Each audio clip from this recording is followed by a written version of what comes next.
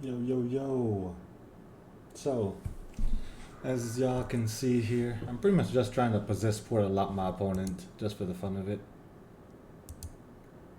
So, pretty much, the combo kind of revolves around like the worm coil engines because I can keep sacrificing them.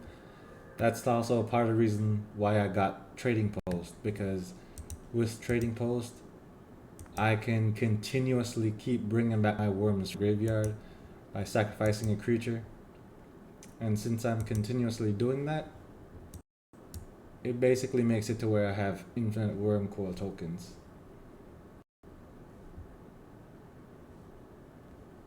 My opponent's about to figure it out this turn though. Because at first it looks like they might be able to get ahead, just because they might have more permanence or whatever. But after like the first turn or two goes by, and then they see that I continuously keep getting more worm coil tokens, then the realization sets in to where they're like, oh no, I need to do something different. Also, while doing this, I'm steady gaining life, so of course it's making it more difficult for my opponent to win. Alright, so in this case, against the Hunger Tide, obviously we know we're not playing Wormcoil in this game. I think Wormcoil is the only bad card really that we have in right now though. But we can put in O-Stone, Bridge, not really, it's kinda too slow. We can also do Ratchet Bomb, Spyglass, and I think all we want to put in. So things we have to go down on. Alright, let's see. Yawgmoth turn position.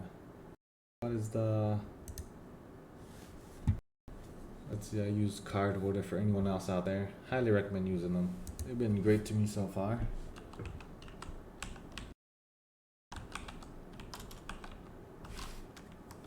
I just want to see the Yawgmoth and how much toughness it is.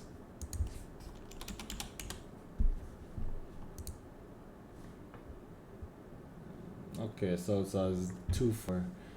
Okay, it's in killable range for Wormcoil. It's I think it might be a little slow though.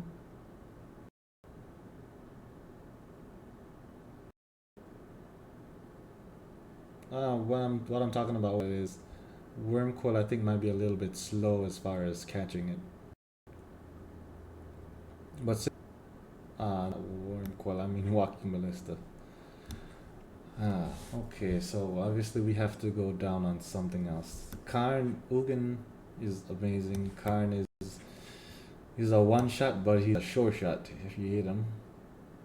I think maybe we can go down on Ratchet Bomb, honestly. Okay, we'll go down on Ratchet Bomb. Spyglass I want to have in. The Relic, my opponent didn't seem to be reanimating stuff in the graveyard. Mainly, maybe that's because I had their Yawgmoth locked down though. Let's maybe go down on the Wormcoil. It's either Wormcoil or O-Stone. Go down one on Wormcoil because it's probably one of the least interactive cards I have going on right now. Because I'm thinking if my opponent comes off, I'm dead regardless if I have life gain on the board or not. Also, Tor is not bad at all. But we'll leave that on the sideboard. See if we need to go fetch it with Karn Great Creator. Okay, alright. This hand is definitely not a keeper. It's got a lot of Tron elements, though, I must say. As far as, Worms, Karns, and Ugin. Standard issue cards for Tron right there.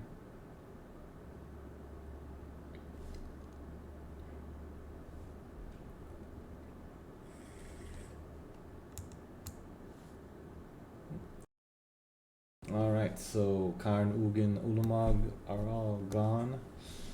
I'm gonna go ahead and put this expedition map back just to raise my odds of, getting 2 Tron lands plus an expedition map. Also, it looks like my opponent also mulliganed as well. Hey, which is a good sign, right? Alright, for sure, powder this hand. They kept 6 cards. Let's put that back in the deck. Alright, we cannot keep this hand as well.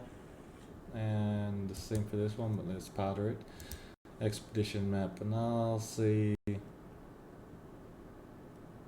Ancient Stirrings. No, first goal should always be to get Tron online. Alright, this hand right here I think is a keeper.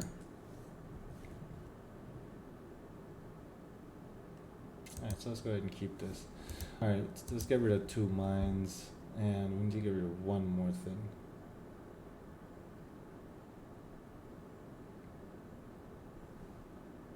I think the answer might be Walking Ballista, honestly.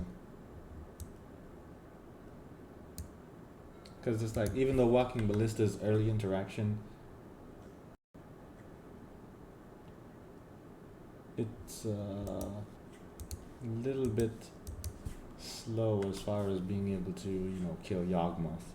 Unless I get Tron online on turn 3. Okay, there's the Grist. Opponent coming out swinging here. Let's use these. See what he has going on in the hand. So definitely taking Yawgmoth again.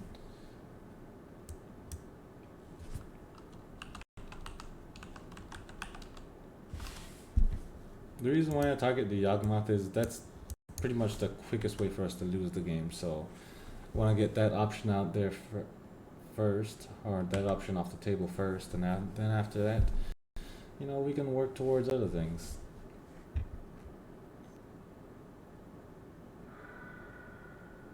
I think they might be looking for something to destroy the spyglass with. 2 Yawgmoths, which that's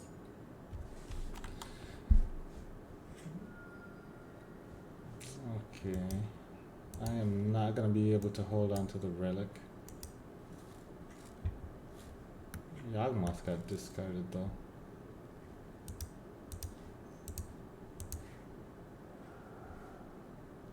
Alright, since we have a force now, we can easily go ahead and, you know, sacrifice this, get some extra card draw going on. Alright, so next turn we have Tron online.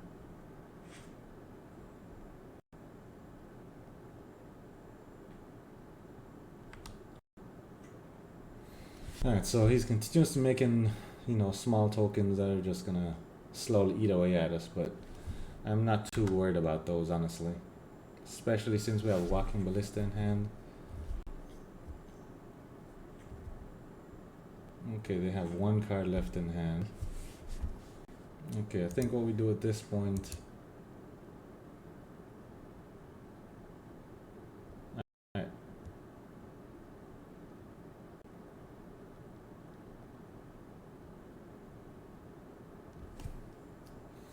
Alright, I want to say the first thing we do... They play Yawgmoth, they played that, they drew into another Yawgmoth. They had a Thran Physician that got exiled. 1 card in hand is kind of a mystery for us, honestly. But that's 2, 3, 4, 5 damage next turn, so we go to 10 life. 9 life, actually. I think what we do here is we just go ahead and jam Karn. And exile the Grist. That way, my opponent's gonna have to target Karn if they want to, you know, get a Grist back out there at some point in time. So hopefully Karn soaks up 3 damage here for us. After he soaks up 3 damage, we should be able to jam the Walking Ballista and just snipe all these 1/1s. Yep, it looks like they're targeting Karn and me, so Karn is soaking up 3 damage. Almost like the Karn here had lifelink. You know, pretty amazing feat right there for a Planeswalker.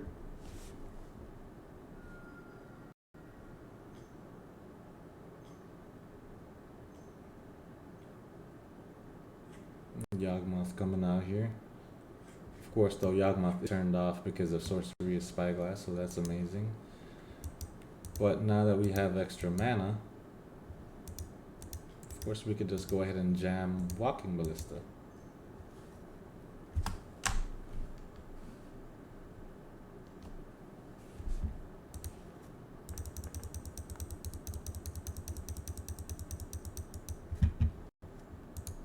Alright, so now that we got the Ballista here, let's go ahead and snipe a few of these 1/1s, shall we?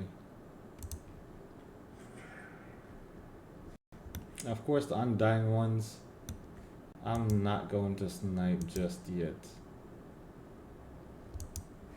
Actually, you know what? I think I'll stop for now. Because you never know. Maybe my opponent does have something to get rid of Spyglass, in which case Yawgmoth is online and I'm dead. So on that off chance, I'm just gonna leave Walking Ballista up. That Droid Arbor though, it's a land plus it's a creature. Too much temptation there to pass up on that one. Here though, I'm definitely gonna just go ahead and soak up. Attack, block. I don't see why I wouldn't block Yawgmoth here. Hey, that's a free Yawgmoth that died there, pretty much. Okay, so I have 7 life left. Exalted Noble Hierarch.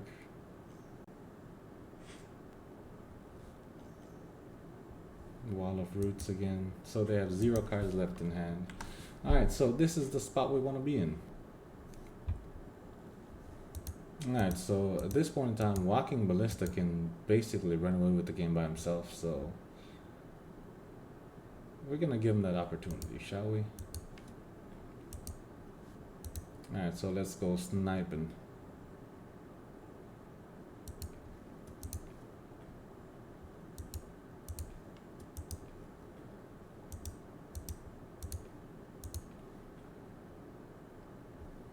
Alright, I think that's a decent amount of sniping action going on there.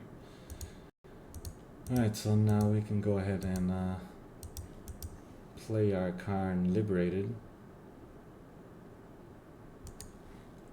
And let's see, what do we want to exile?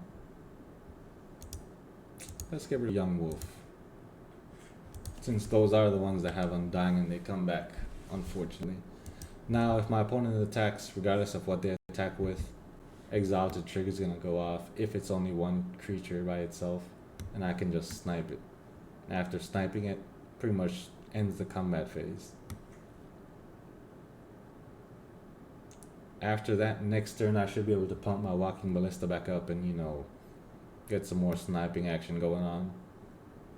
See Ballista here looking all decked out and guns and everything.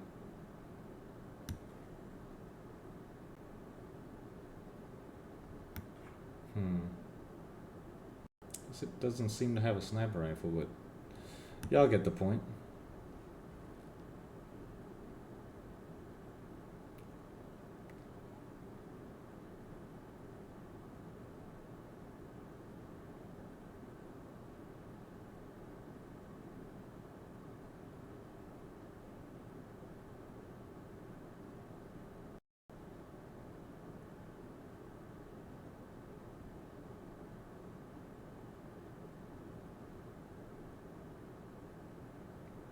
I think my opponent's coming to the realization here that there's not a lot of outs for him. It's like if you attack with one creature, I'm gonna snipe. If you attack with 2 creatures, I'm just gonna block 1. Okay, it looks like they're playing something that's a little on the expensive side here. Eldritch Evolution. Okay, maybe this is a Yawgmoth again.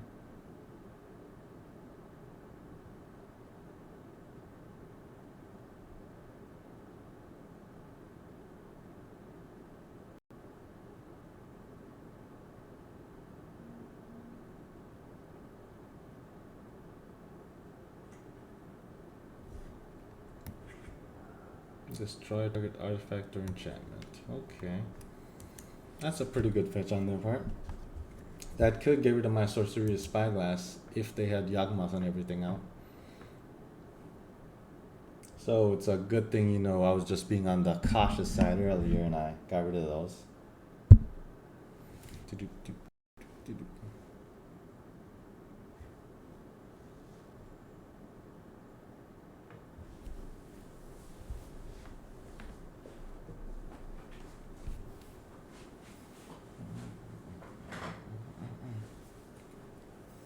I think they're coming to the realization now, whatever they attack with, I'm gonna snipe. Okay. 2 damage going towards Khan. Can't have that. Exalted Trigger goes off. Alright, sniping action.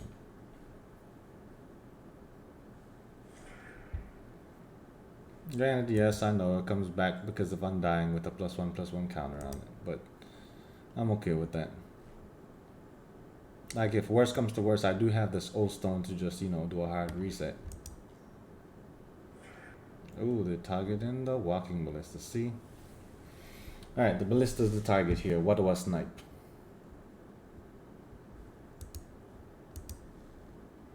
Ah, they... Oh, okay. Let's see what we would have drawn into. Yeah, we definitely would have drew out of that very, very well. Okay, alright, game 1 down. We put Portal Lock somebody, everybody. So, deck work. Pretty stoked about it. Where is that? There you go. Possessed Portal. New version of, what is it?